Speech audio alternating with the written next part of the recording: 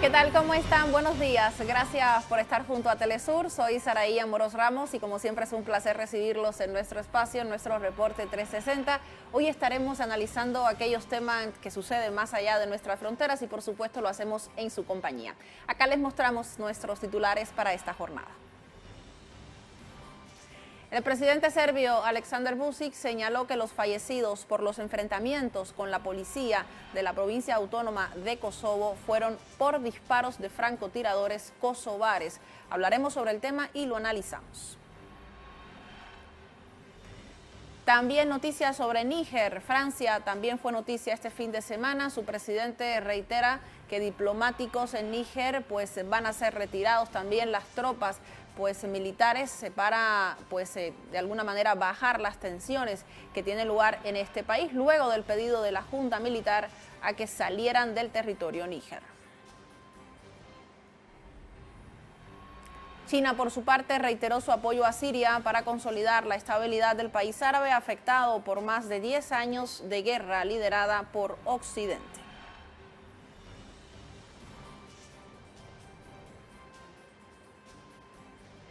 Así comenzamos. El presidente de Serbia, Aleksandar Vučić, señaló que los 3 fallecidos por los enfrentamientos con la policía en la provincia autónoma de Kosovo fueron por disparos de francotiradores kosovares.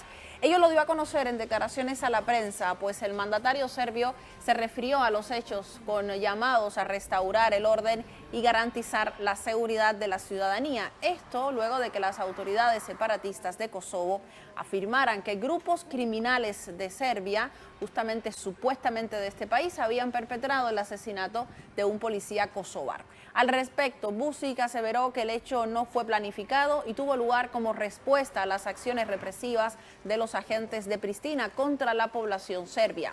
El mandatario serbio llamó a la calma y pidió a la comunidad internacional ayuda para formar una unión de comunidades serbias al norte del país con policías de nacionalidad serbia para evitar futuros enfrentamientos. El primer ministro de Kosovo, Albin Kurti, provoca todo el tiempo.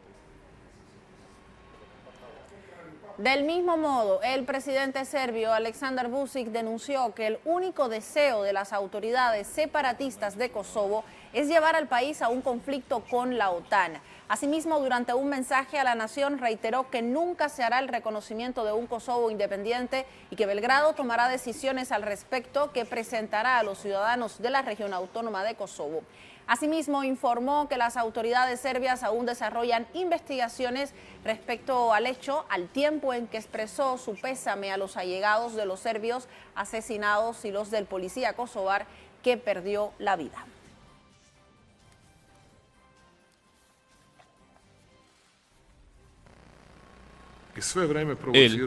El primer ministro de Kosovo, Albin Kurti, provoca todo el tiempo. Yo lamento que algunos de los serbios hayan caído en estas provocaciones. Albin Kurti es el único culpable, la única persona que quiere conflicto y guerra. Su deseo de toda la vida es arrastrarnos a una guerra con la OTAN. Vamos a analizar este tema y lo hacemos con una invitada que según nuestros colegas acá en estudio es parte ya de nuestra casa informativa porque siempre nos acompaña con estos análisis. Carmen Parejo nos acompaña esta mañana. Carmen, ¿cómo estás? Bienvenida. Muy bien, muchas gracias. Gracias a ti por estar con nosotros. 3 claves muy rápidamente para entender el conflicto en este lugar, tomando en cuenta las diferencias étnicas entre justamente albaneses y serbios, pero también tomando en cuenta lo que sucede desde el año 2008, cuando esta región se declara autónoma y comienzan los conflictos. Luego estaremos hablando sobre la inclusión de la OTAN, pero me gustaría comenzar hablando sobre lo que sucede específicamente en el territorio y así entenderlo desde esta zona del mundo. Te escuchamos, adelante. Bueno, en primer lugar hay que tener en cuenta que la autoproclamación de esa República Independiente de Kosovo siempre ha estado atravesado por intereses internacionales, no solamente por los conflictos internos o locales. Efectivamente vimos todo el conflicto en los Balcanes, fue una forma de una escenificación de cómo se azuzó la diversidad étnica en la región y cómo desgraciadamente esto ha generado no solamente guerras, sino también heridas abiertas. Y Kosovo es una herida abierta en la región precisamente porque, insisto, siempre ha estado mediatizado no solamente por el conflicto interno, sino también por intereses externos. Hay que dejar claro que Kosovo consigue esa república por mandato, por así decirlo, de la OTAN, que interviene directamente en el conflicto. Pero aún así también hay que tener en cuenta que actualmente, como muy bien también está señalando el presidente serbio, desde Kosovo se está aplicando una serie de políticas de provocación para azuzar de nuevo el conflicto, que lo hemos visto ya en varios escenarios. No es la primera vez que desgraciadamente tenemos que hacer mención a sucesos que están ocurriendo allí, donde otra vez de nuevo se está azuzando la cuestión étnica para enfrentar a la población y para generar un nuevo conflicto bélico donde, bajo mi punto de vista, Kosovo pretende también, una vez más, involucrar a actores internacionales. Carmen, en ese sentido es muy interesante ya directamente hacer pues énfasis en la presencia de la OTAN, que no es una presencia nueva, es una presencia histórica y que ha llegado allí como siempre con la bandera que establece cuando llegan a territorios que no les corresponde, ayuda humanitaria, supuestamente con el objetivo de apoyar a los ciudadanos. Sin embargo, la mayoría de los analistas consideran que lo que han hecho es pues meter más combustible para que se siga avivando la llama del conflicto. ¿Cuáles son los intereses de la OTAN en este territorio? ¿Tiene que ver con continuar con la expansión? ¿Tiene que ver con seguir buscando pues cierto control sobre Europa Oriental? Te escuchamos.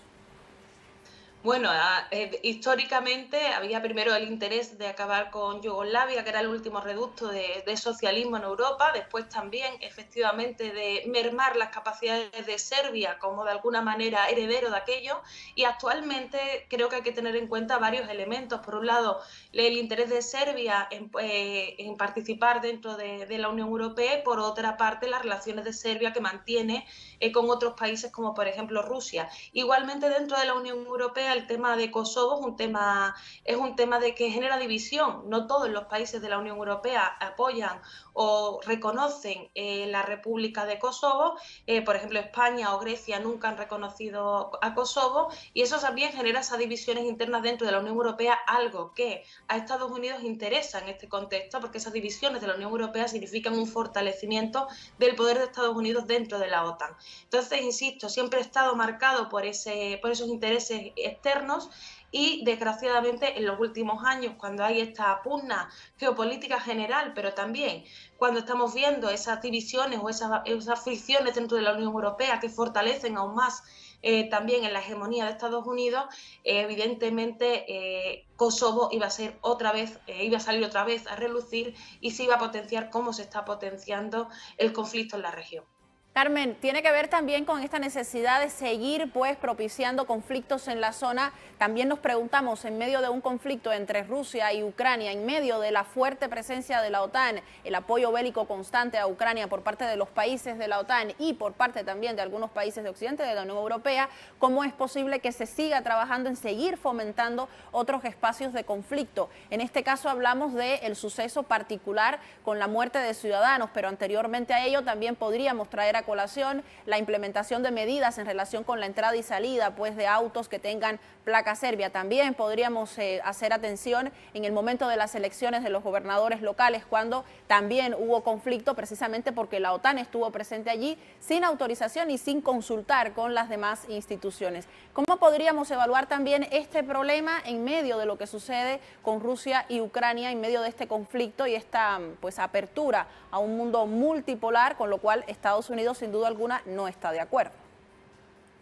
Bueno, yo creo que todas las cicatrices o todos los fantasmas de Europa están reapareciendo. Está reapareciendo el nazismo, está reapareciendo los enfrentamientos étnicos entre los pueblos, está reapareciendo todo lo que se cerró en falso. Y, por ejemplo, una de las cosas que se cerraron en falso fue tanto la Guerra Fría como también el conflicto en concreto en los Balcanes, y estamos viendo cómo se ponen sobre la mesa todos esos elementos estructurales que estaban fallando. Efectivamente, en una situación así, quien tiene más que ganar es Estados Unidos, que además los países europeos, incluso los que aparentemente parecían los más poderosos, como Francia o Alemania, tienen una deuda con Estados Unidos y que además la pagan constantemente, incluso sacrificando a sus propios pueblos. Lo estamos viendo sobre todo con Alemania, pero también estamos viendo como Francia también tiene ese interés en mantener buenas relaciones con Estados Unidos para que le ayude en sus operativos, en este caso en el continente africano.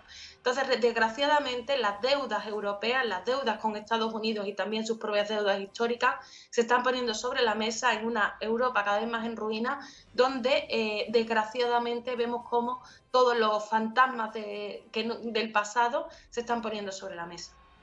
Alguna, y también habría que tomar en cuenta, te robo unos últimos minutos, Carmen, en el tema de la relación económica en Serbia. Se conoce que la mayoría de los individuos, de las personas que viven en la zona de Kosovo, también están generando ciertas pérdidas económicas para el país, que también está buscando pues ser parte de la Unión Europea. En ese sentido, la división se hace mucho más profunda, porque hablamos de una repercusión que va más allá del ámbito político, sino también que afecta en la parte social y económica, fundamentalmente en la zona. Claro, o sea, efectivamente, pero esto tampoco sería una novedad. Efectivamente, siempre se ha buscado de alguna manera, o sea, cuando asustan los conflictos, las guerras hoy en día no son solamente guerras en un sentido militar, sino que tienen varias dimensiones. La guerra económica es parte de la guerra y efectivamente generar esos conflictos dentro de la zona, azuzar esos conflictos dentro de la zona, también suponen pérdidas económicas y también supone un daño para esas poblaciones. Pero bajo mi punto de vista, esto es parte de la estrategia mayor. O sea, las pérdidas económicas es una consecuencia más en una estrategia de desestabilización constante. Sin duda lo es otra de las tantas estrategias. Muchísimas gracias, Carmen, por habernos acompañado. Siempre es un placer tenerte con nosotros en este espacio de análisis. Ten buen día. Igualmente. Muy bien, conversábamos con Carmen Parejo, es periodista y además analista sobre estos temas. Vamos a seguir con más. Casi 3.000 armenios desplazados de Nagorno-Karabaj llegaron a Armenia desde que comenzó su evacuación el domingo tras la reciente operación militar de Azerbaiyán. Les contamos con las imágenes. Justamente se muestran a refugiados, trabajadores humanitarios y personal militar en un centro de ayuda en la ciudad armenia de Goris, mientras el país da la bienvenida a refugiados de Nagorno-Karabaj. El gobierno del primer ministro armenio, Nikol Pashinyan, pues informó que en total llegaron hasta este lunes 2.906 personas desplazadas forzosamente, de los cuales unos 1.100 se alojan en un centro humanitario en la localidad de Kornidos. Pues también allí se espera que continúe el flujo de ciudadanos que abandone el enclave, ya que Azerbaiyán anunció que reintegrará a la zona en su esquema administrativo. Fue una pesadilla, no hay palabras para describirlo. El pueblo fue intensamente bombardeado, casi no queda nadie en el pueblo. La mayoría de la gente ha sido evacuada y ahora estamos aquí, gracias a Dios. Otras de las protestas que parece que no va a tener fin en Estados Unidos tiene que ver con el sindicato de guionistas y la alianza de productores de cine y televisión que alcanzaron este domingo un principio de acuerdo para la creación de un nuevo convenio colectivo que abre la puerta hacia la posibilidad de poner fin a la huelga, pero no lo pone. Según el comunicado, el sindicato, justamente el posible pacto, aborda todos los temas claves de la negociación, pero está pendiente de su redacción final. Así lo dio a conocer el sindicato. El conflicto mantiene frenadas las mayorías de las producciones de Hollywood, sin embargo, aunque de alguna manera se destrabe este conflicto, resta que los estudios negocien con el gremio de actores cuáles son las condiciones, cuáles son sus reclamos. Los guionistas comenzaron su huelga el 2 de mayo con la exigencia, recordemos, de mejores condiciones laborales, regulación de la inteligencia artificial y pagos justos cada vez que se vuelva a emitir alguno de sus trabajos, los llamados derechos residuales.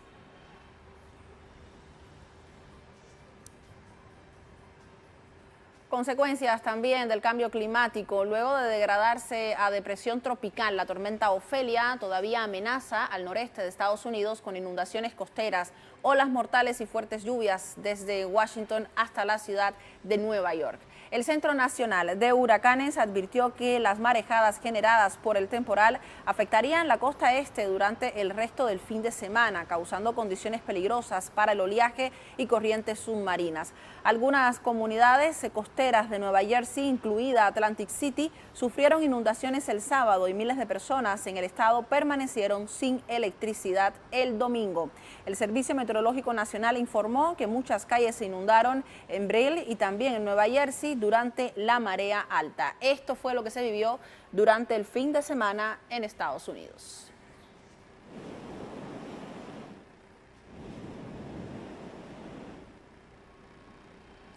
Hacemos nuestra primera pausa, pero a la vuelta les contamos. Francia dio a conocer este fin de semana la retirada de su embajador, diplomáticos y de las tropas militares de Níger por el incremento de las tensiones entre las nuevas autoridades nigerinas y el país europeo. En realidad, las nuevas autoridades le pidieron que se fueran de su territorio.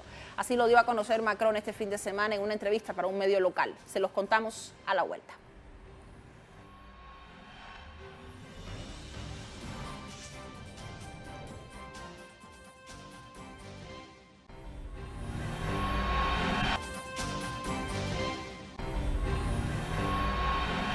Como les contamos, este fin de semana el presidente de Francia, Emmanuel Macron, en una entrevista para un medio local en su país, dio a conocer que Francia retira a su embajador y diplomáticos de Níger por el incremento de las tensiones entre las nuevas autoridades nigerinas y el país europeo.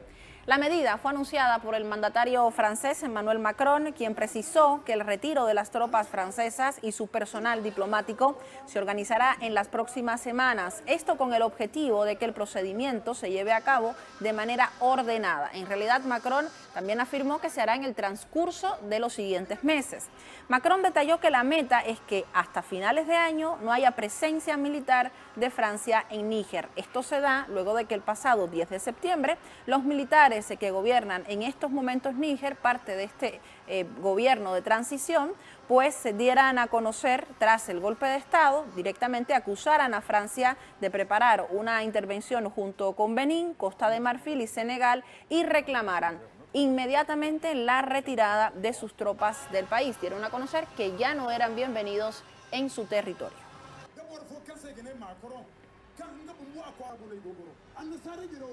También revisamos lo que sucede en Libia. Equipos de emergencia en este país recuperaron otros 23 cadáveres en Derna, producto de la tormenta ocurrida el pasado 11 de septiembre, lo que conllevó en el desastre que hemos visto a través de las imágenes. Acá les contamos.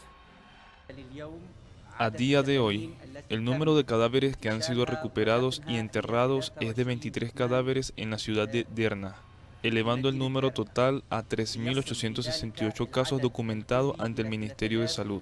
El portavoz del Comité para Emergencias del gobierno libio informó que para agilizar el proceso de identificación de las víctimas se ha formado 2 equipos específicamente encargados de la documentación y el registro, así lo dijo la autoridad. Se han conformado 2 equipos para acelerar la documentación de las personas desaparecidas. El primer equipo seguirá recibiendo cadáveres recuperados del mar u otros lugares de recuperación y tomará las medidas necesarias para su documentación y registro. Esto incluye la recolección de muestras según sea necesario, siguiendo los procedimientos del Ministerio Público. El segundo equipo se centrará en recuperar cuerpos que fueron enterrados aleatoriamente al comienzo de la crisis.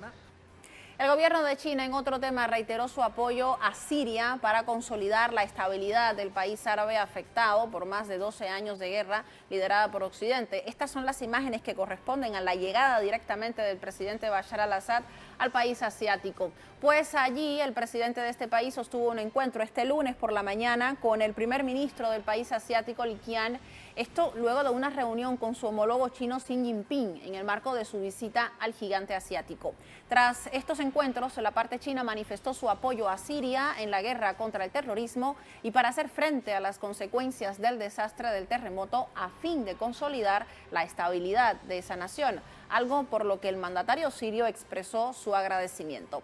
El primer ministro chino Li Qian recordó que su país es amigo de Damasco al tiempo en que destacó la necesidad de elevar la cooperación y la coordinación para preservar el interés común de ambas naciones.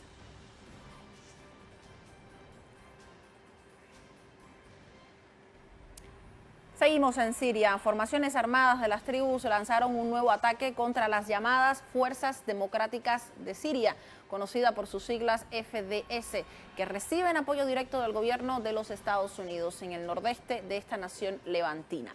Vamos con más información en vivo y en directo con Hisham Wanus. Adelante.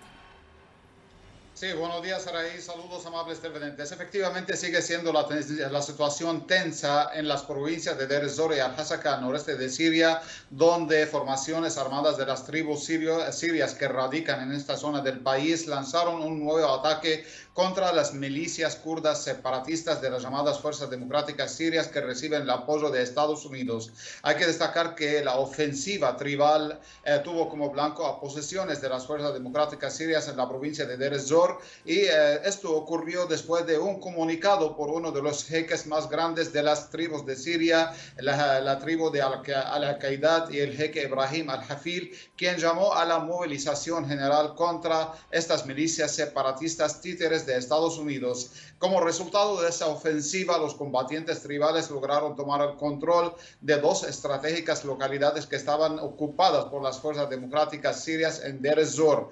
Pero para hacer frente a esta ofensiva tribal, las llamadas Fuerzas Democráticas de Siria anunciaron un toque de queda general en el campo oriental de la provincia de Deir ez-Zor. Hay que destacar que estos enfrentamientos continúan desde el inicio del mes en curso, después de que las llamadas Fuerzas Democráticas de Siria habían secuestrado al comandante del llamado Consejo Militar de Deir ez-Zor, que integra a varias tribus y clanes que eran realmente aliados de las Fuerzas Democráticas de Siria en los combates que llevaban a cabo contra el gobierno sirio. Pero después de este secuestro, las tribus se lanzaron contra las Fuerzas Democráticas sirias y realmente, según afirmaron Naciones Unidas, estos enfrentamientos desde el inicio del mes hasta la fecha causaron la muerte de más de 54 ciudadanos sirios civiles, además de la muerte y herida de combatientes de ambos bandos, además de causar daños materiales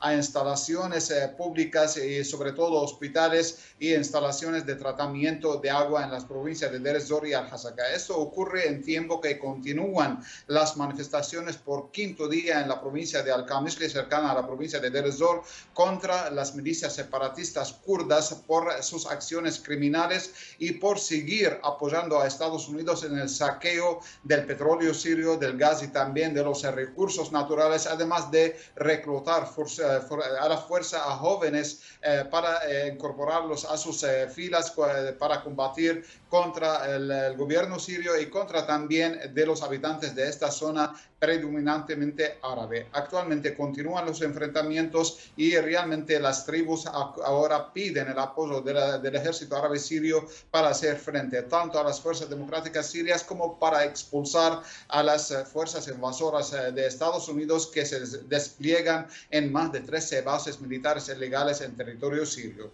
Esta es toda la información que tenemos por ahora. Adelante, por favor.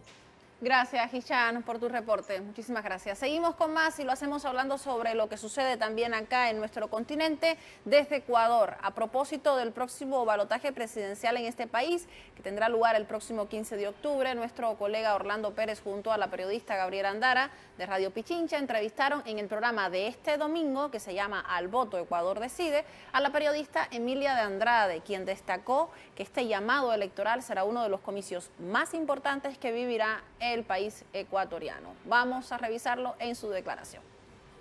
Estas elecciones son quizás las más importantes en el último tiempo. Claro. Sí nos estamos jugando el futuro, sí nos estamos jugando el modelo de país que queremos y entonces creo que deberíamos estar a la altura del momento político. Claro. Sobre la crisis de violencia que vive el país, también la periodista Emilia Andrade pues señaló que la seguridad no se puede combatir solo con armas y que la solución viene a la par con un estado de instituciones funcionales. Es bastante ingenuo pensar que la seguridad se la va a combatir únicamente con armas. Y es ingenuo porque es todo un problema estructural, que aquí sí lo digo, yo siento que la derecha sabe cómo acaparar muy bien ese desencanto de la violencia, ¿no? Y entonces se lo usa desde el recurso más fácil, que es más policías, más armas, cárceles, cámaras, y entonces te da esta falsa sensación de seguridad. Y acá yo creo que la izquierda deja un campo muy libre porque no se atreve a hablar de la seguridad. Para mí, combatir la seguridad tiene que venir de la mano de un Estado fuerte y de un Estado presente, de instituciones funcionales. Recuerde que este programa especial se emite todos los domingos para toda Latinoamérica y el mundo y puede volver a ver esta entrevista a través de nuestro espacio en las redes sociales. Lo transmitimos directamente por las redes sociales de Telesur y de Radio Pichincha, hablando de una coproducción. Recuerde, Al Voto, nuestro nuevo espacio de análisis de Telesur exclusivo para YouTube y todas nuestras redes sociales. Acá encuentra la información exacta donde encontrar el programa y por supuesto los horarios en relación del lugar donde se encuentre. Allí se analiza la coyuntura electoral de Ecuador de cara al siguiente balotaje, la segunda vuelta, donde se define al presidente o presidenta de este país.